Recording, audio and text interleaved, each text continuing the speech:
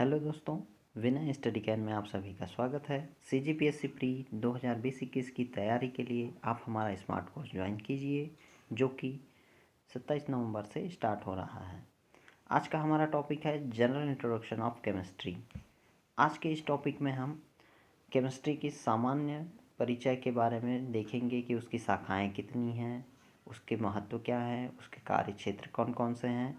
हम आने वाले वीडियोज़ में केमिस्ट्री से रिलेटेड महत्वपूर्ण MCQs भी लेके आने वाले हैं, जिसके माध्यम से हम आपको परीक्षा के लिए पूर्ण रूप से तैयार कर सकें।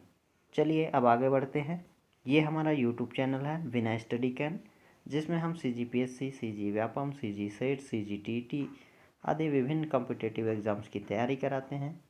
यदि अभी तक आपने हमारा YouTube चैनल सब्सक्राइब नहीं किया है तो आप सब्सक्राइब कर लीजिए और साथ ही साथ बेल आइकन को भी प्रेस कर दीजिएगा, ताकि आपको हमारे जो नए वीडियोस हैं वो आने पर नोटिफिकेशन प्राप्त हो सके। चलिए आगे बढ़ते हैं। विज्ञान विज्ञान को हम विभिन्न भागों में बांट सकते हैं, जैसे कि रसायन विज्ञान, भौतिक विज्ञान, जीव विज्ञान। ये विज्ञान की मुख्य शाखाएं हैं, जिसमें से एक है आपका रसायन विज्ञान। अब हम रसायन विज्ञान को आगे फिर से 3 भागों में मुख्य रूप से बांट सकते हैं।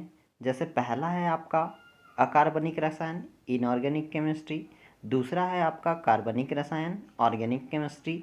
और तीसरा है भौतिक रसायन, फिजिकल केमिस्ट्री। इसके साथ साथ हम रसायन विज्ञान को और भी अन्य शाखाओं में बांट सकते हैं, जैसे आपका वैश्लेषिक रसायन, दूसरा जैव रसायन, बायोकेमिस्ट्री, तीसरा वनस्पति रसायन, फाइटोकेमिस्ट्री, चौथा है औषधि रसायन, मेडिसिनल केमिस्ट्री, पांचवा है कृषि रसायन, एग्रीकल्चरल केमिस्ट्री। आगे देखते हैं। अगला है नाभिकीय रसायन, न्यूक्लियर केमिस्ट्री। सातवां है औद्योगिक रसायन, इंडस्ट्रियल केमिस्ट्री। आठवां है भू रसायन, जियोकेमिस्ट्री। और नौवां है ठोस अवस्था रसायन, सॉलिड स्टेट केमिस्ट्री। जबकि 10वां है प्रकाश रसायन, फोटोकेमिस्ट्री। और 11वां है आपका विद्युत रसायन, इलेक्ट्रोकेमिस्ट्री। आगे हम देखते हैं रसायन शास्त्र का सामान्य परिचय, जनरल इंट्रोडक्शन। देखते हैं इसकी परिभाषा को हम किस प्रकार व्यक्त कर सकते हैं। जैसे रसायन विज्ञान विज्ञान की वह शाखा है जिसमें द्रव्य या पदार्थ के संघटन, उनके गुणों, उनकी विभिन्न अभिक्रियाओं, ऊर्जा परिवर्तनों के प्रभाव तथा संरचना का अध्ययन किया जाता है। अर्थात रसायन को हम एक प्रायोगिक विज्ञान के रूप में जानते हैं, जिसका संबंध पदार्थों के अध्ययन से होता है। लेवोजिये नामक साइंटिस्ट को आधुनिक रसायन विज्ञान का पिता कहा जाता है। चलिए अब आगे देखते हैं कि ये केमिस्ट्री शब्द उत्पन्न कहाँ से हुआ है। वास्तव में जो केमिस्ट्री शब्द है वो मिस्र के प्राचीन नाम केम से उत्पन्न हुआ है, जिसका अर्थ होता है काला, जो वहाँ के काले रंग की मिट्टी के आधार पर रखा गया था। लेकिन कुछ विद्वानों का मत है कि केमिस्ट्री शब्द अरबी भाषा के कीमिया शब्द से लिया गया है, जिसका अर्थ होता है गुप्त या रहस्य।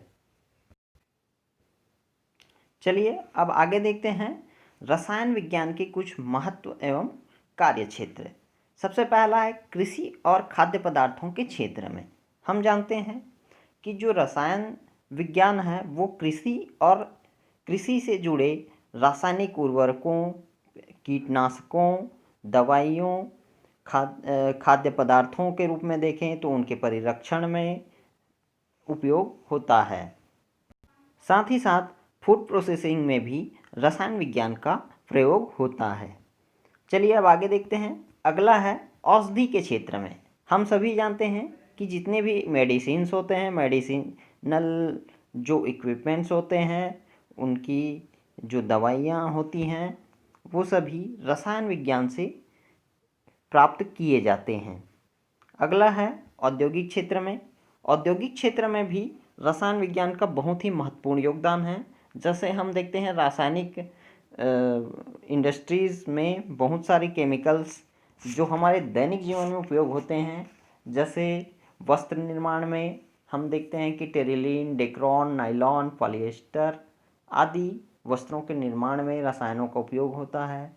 भवन निर्माण में देखें तो हम सीमेंट, इस्पात, मोटार, एस्बेस्टास आदि पदार्थों का निर्माण किया जाता है। पेंट, वार्निश, रंजक आदि पदार्थ भी रासायनिक अभिक्रियाओं के माध्यम से प्राप्त किए जाते हैं। आगे देखते हैं भौतिक संसाधनों के क्षेत्र में। भौतिक संसाधनों के क्षेत्र के रूप में जैसे हम देखते हैं, हम घरेलू उपयोग की वस्तुओं के रूप में जैसे आपके सौंदर्य प्रसाधन की सामग्रियां, साबुन हो गए, शैम्पू हो गए, तेल हो गए, पाउडर हो गए, ये सभी रसायनों की ही देन हैं।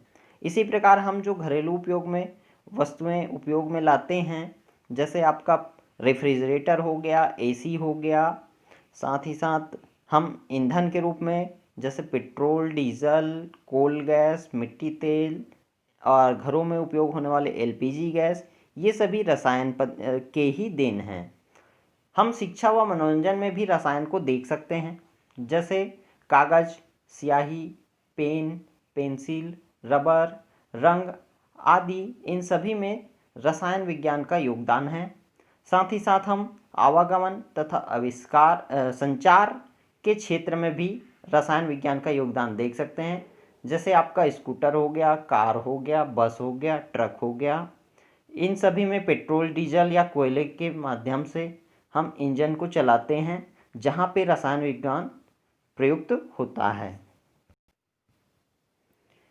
आगे देखते हैं नाभिकीय ऊर्जा के क्षेत्र में। नाभिकीय ऊर्जा के क्षेत्र में हम देखते हैं कि जो न्यूक्लियर रिएक्टर होते हैं, हम उनसे विद्युत उत्पादन कर सकते हैं, साथ ही साथ मशीनों एवं कारखानों को चला सकते हैं। साथ ही साथ इसका जो उपयोग होता है वो विनाशकारी रूप में परमाणु बम बनाने में, हाइड्रोजन बम बनाने में भी किया जाता है। ये सभी रसायन विज्ञान की ही देन है। धन्यवाद दोस्तों। अगर आपको हमारा वीडियो अच्छा लगा हो तो प्लीज़ इसको लाइक कीजिए और साथ ही साथ अपने दोस्तों को शेयर कीजिए। और यदि अभी तक आपने हमारे चैनल को सब्सक्राइब नहीं किया है तो आप सब्सक्राइब कर लीजिए और साथ ही साथ बेल आइकन को भी प्रेस कर दीजिए, ताकि आपको हमारे आने वाले नए वीडियोज़ के नोटिफिकेशंस आसानी से प्राप्त हो सकें। धन्यवाद।